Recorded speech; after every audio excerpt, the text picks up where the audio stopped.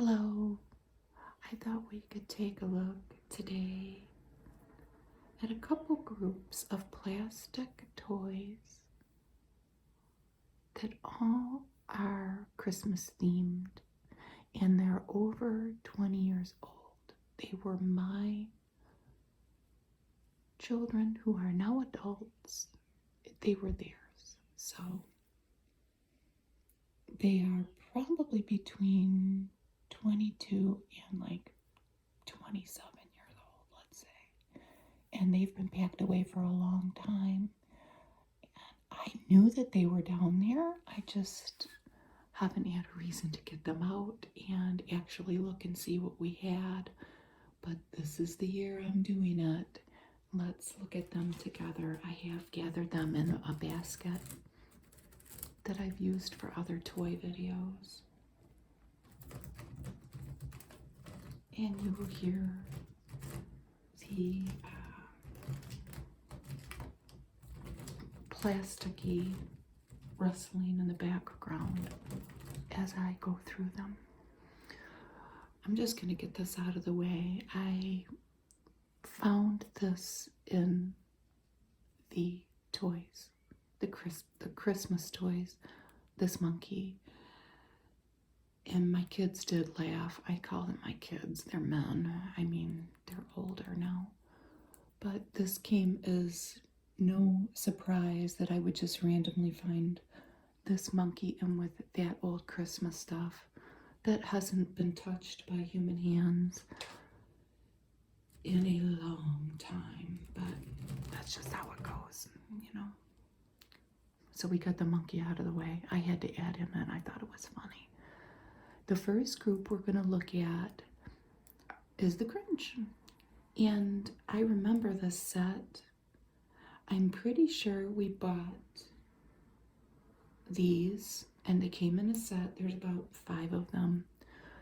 When that 2000 movie came out with Jim Carrey. I'm pretty sure, anyway. And this Grinch has a big tuft of green hair coming out of him, and he has no clothes on. You see his feet, his Grinch feet, and his Grinch hands. And there are various stages of Grinch dress in this set. So there he is with nothing on, and here's the Grinch with a Santa suit on. And they put little shoes on him. Santa would wear boots, but that wouldn't fit on a Grinch foot. So they have put a little, like a slipper on him with a bell at the toe. And he's all, well, it's like rubber, actually. They're dated too, so that's how I know we got them around the movie. They're all like this rubbery plastic, except this is some kind of a felty fake fur that used to be white, but it's not anymore. And he's got a Santa belt on. Let's look at them. So he doesn't have any teeth in that grin, but he's got kind of some of his teeth showing in that Santa suit. So let's go through all the stages of the Grinch that were portrayed in this particular play set. Here's the Grinch with his hair again. I guess his hair was covered by the Santa suit in that one. In lederhosen. That's how I knew this was from the movie, because there's a scene in that movie where he is in lederhosen. It's pretty detailed, and he's got on shoes that tie up and some athletic socks. And he's got that same grin as the Santa one, doesn't he? His eyebrows look a little different, but they're covered by the Santa hat in that one. So, and he's got his hands on his hips. He doesn't want to stand. Then have the Grinch in his Santa suit. We can see from the back with those same shoes on. But he is, maybe this is the scene where he's stealing a Christmas tree. I don't know. Big truck went by.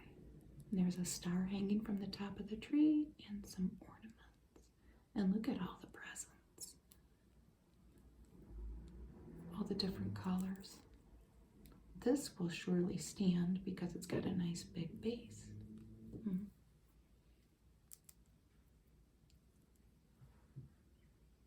I hope they don't go toppling down like dominoes. So in with that set as well is Cindy Lou Who, and she's got blonde hair with some braids. Made to look like Pippi Longstocking, I guess. And she's in probably her school uniform. And it looks kind of like a sailor uniform to me, but I don't know what she has on her feet, slippers. And she's cute.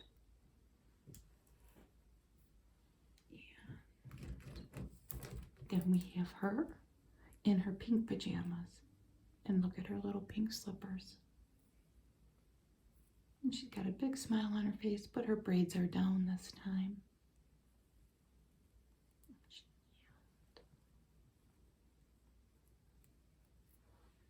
And then the last one from that set is Max the dog. And the Grinch has tied an antler on his head to make him look like a reindeer, and he has a pretty wreath around his neck. Isn't he cute? Look at his sweet little eyes. So I think that's everything from the Grinch. So let's take a look at the next one. The next group is from Rudolph the Red-Nosed Reindeer, which I would have to say is my husband's favorite show. When we were kids, we're in our 50s, so that Rankin Bass special came out in 1964, and we would look forward to that as kids to come on TV. And I know that there have been other productions made lately on TV, but I haven't watched them. But the first character we have is the snowman, whose name is Sam. Look at his little holly on the hat, and his mustache and his little goatee, and he's carrying his umbrella, but it kind of looks like a Christmas tree, doesn't it? I almost said he's carrying his Christmas tree, but it was an umbrella. And this was, of course, the narrator of the show, who was Burl Ives, the original one. And he would play a banjo sometimes and sing a few songs. Look at his chain with his watch and a vest and a ribbon, like an old-timey ribbon, tied around his neck, like you would see back in the 1800s maybe. And he narrated the whole show and let us know the backstory and the plot as it went along. And the next little toy is the pre-fattened up Santa Claus. And so I guess the skinny Santa Claus, and he's got a cap on and kind of a matching coat, kind of. It's got that same black trim and black boots. And I think this is what he wore when he comes to maybe look at the reindeer practice. He's dressed for the cold, that's for sure. And if you remember in that show, Mrs. Claus is very worried that he's going to be not fat enough for Christmas night, and she has to fatten him up. Is he going to want to stand? Oh, come on, Santa. He might have to lean against Sam there for a minute. The next one we have, all I could find is this guy's name is the boss of the elf foreman. And his most famous line is, "Why weren't you at elf practice?" And he's talking to Hermie, who will see what will do him next. And he has pointy elf ears and a pointy elf hat that's green and yellow and a goatee. Look at his nose. He doesn't look real happy either. And he's got elf feet. They kind of look like the Grinch's feet, don't they? With kind of like a slipper or a boot and a belt. It's kind of like Santa's belt. And he conducts the elves when they sing, "We are Santa's elves." So he is the boss of all the elves, I suppose under the direction of Santa. And this little girl here, or little lady, I couldn't find her name on the internet. This was the other thing that came in this set. All I could find was girl elf. They've got the same feet. They've got the same pointy ears. Do they have them? No, they don't have the same nose, but they are definitely elves. And she works in the elf factory making toys. This is her boss here. And then we have Hermie. And we all know that Hermie wants to be a dentist, not an elf, much to the chagrin of this guy here. And he's always scolding Hermie for not staying on task with his toy making and being obsessed with dentistry. But this guy, at the end of at least the original show, did need the help of a dentist. I don't really remember that, but I read that on the internet. But Hermie doesn't have the, he's got rounded ears, not pointed ears. And he's got the same feet though. But he kind of looks a little different, especially in the eyes, than the other elves. And what I think that might speak to is the fact that Hermie is a misfit. And that's the kind of theme to the whole show. And he feels like he doesn't fit in, so he leaves his elf group and he finds a couple other misfits in the show, if you remember.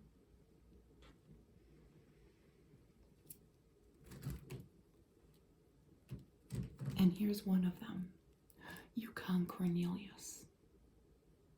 And here he is with his big beard and his pick that, remember, he throws it into ice or whatever, and then it comes back and he licks it. And we're assuming he's prospecting for silver or gold, right?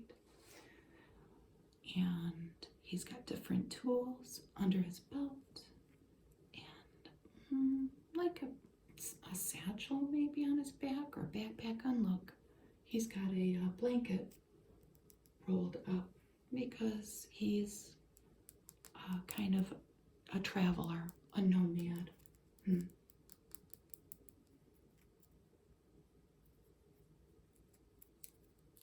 The other thing that I read on the internet is that it's always assumed that he's searching for silver or gold, but what he was actually looking for was a peppermint mine. And he finds it near Santa's workshop. I don't remember that either. Maybe that was the ending that they were going for, but he's got earmuffs on too, so he's with him. They meet up and they meet with Rudolph. Here's Rudolph. That's before he's grown. This is little Rudolph, the baby Rudolph, with his red nose. And they set off as a group of misfits to find a new life. And they come across an island, the island of misfit toys. And we only have a couple of them. I don't know how many were included in the original set.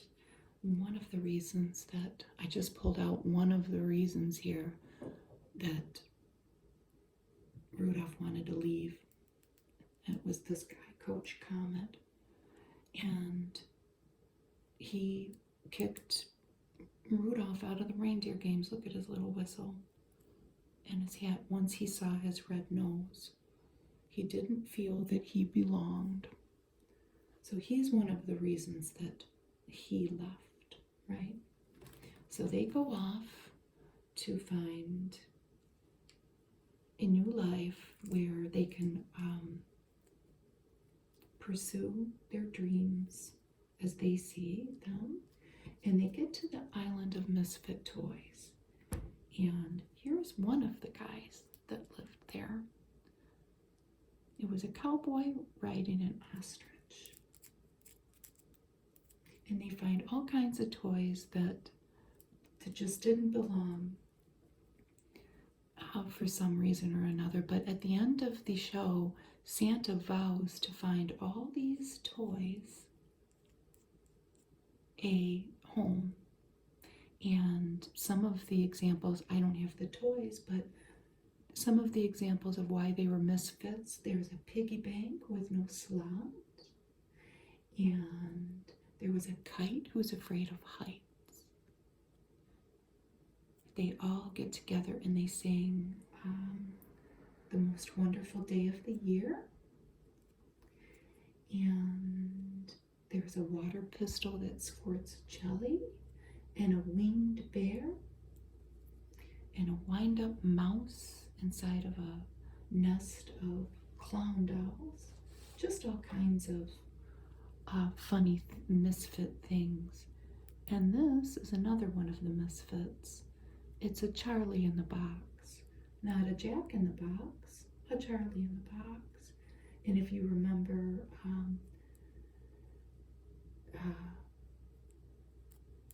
there was a boat that couldn't stay afloat, a plane that couldn't fly, a spotted elephant, and a caboose with square wheels is another one. I don't think we had any of those. I don't know what was included in this original set. I get the feeling, and that's all my toys. Well, there's one more that I found actually. I get the feeling that I'm going to find more as I go through the Christmas stuff. Here was the last thing I found, but he's broken. And I told my husband, could he fix him? I asked him, because when you used to push Rudolph's tail down, the nose would light. And I was showing him the other day, don't you remember this? And as I was doing that, his nose lit. I don't think I'm going to recreate that magic now. There's a battery, probably like a really small, those little watch batteries or something, and the screw is stripped. But he'll keep working on it. But this thing's flocked. And this is before Rudolph grew his antlers. Oh, he worked. Oh, what? Oh, see, now he won't. What? There's the true magic of Christmas, folks, for my video. And that's encouraging because, oh, see, now it won't work. Oh, come on, Rudolph. We had the monster too of this. I can't find him. I get the feeling that one of my dogs chewed it up. I may still find them though. Oh well, see, now it won't work. Well, any advice you can give me on that one, go ahead and pop me a comment. Oh, there. Oh my gosh. And this thing's old. I'll have to look and see exactly how old, but this does not want to stand now. Thank you for watching my video. I had such a hard time getting all of these to stand without falling. That could be a Christmas game. Whoever can get them to stand without falling wins a candy cane or a Christmas cookie or something. And he worked that time. He worked that time and he worked